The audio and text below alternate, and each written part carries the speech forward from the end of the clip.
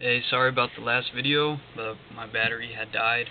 We left off on 9 out of 10 people, however, but I'll go ahead and read the whole paragraph again from the beginning. So, continuing on Chapter 6, any request you make must be absolutely precise as far as monetary wealth is concerned. You must establish an amount and a deadline by which to make it. What do people generally do? Even those who want money and lots of it make the same mistake. They don't establish an exact amount and a deadline by which to make it. If you need convincing, just ask someone exactly how much money he wants to earn next year. Ask him to reply right away. If this person is really on the road to success, if he knows where he's going, and if he doesn't mind confiding in you, he'll be able to answer immediately. 9 out of 10 people, however, will be incapable of answering this simple question off the top of their heads. It is the most common mistake. Life wants to know exactly what you expect from it. If you don't ask for anything, you won't get anything. Now let's test you, the old man said. You told me that you'd like to get rich. Definitely. Tell me how much you'd like to earn next year. The young man found himself at a loss for words.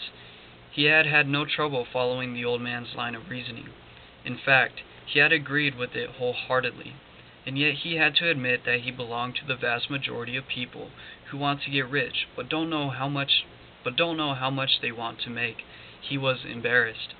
I don't know, he was forced to admit, but I think I've just understood one of my mistakes, perhaps the most fundamental one. It is a serious mistake, and let's try to correct it. Come on. Write down the amount you have in mind. I really don't have the vaguest idea, muttered the young man. And yet it's so easy. Write down the amount you'd like to earn in the next year. I know what we'll do. Take a few minutes and think it over. When the time's up, you've got to write down an amount. We've already established the deadline, 1 year from today, so all you have to think about is the amount. Get going. Time's slipping away.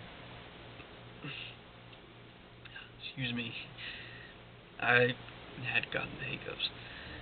As he said this, he picked up the golden hourglass on the table and turned it over.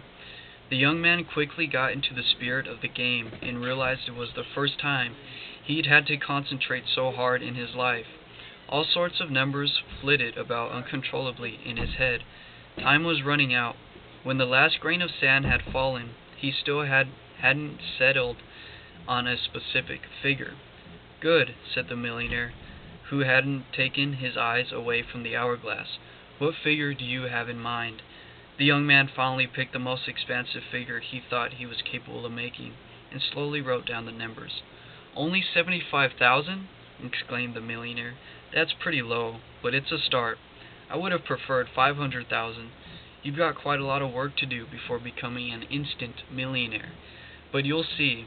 It won't be as tiring as most people imagine it to be, and it'll be the most important work you'll ever do in your life, no matter what occupation you end up choosing. It's called working on yourself.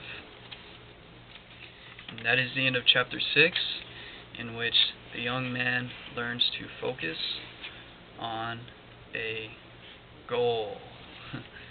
Next we have Chapter 7, in which the young man gets to know the value of self-image. And we've all heard about the value of self-image. It's your conception of yourself. If you weren't with me in how the mind works, I urge you to go check it out. I'll see you.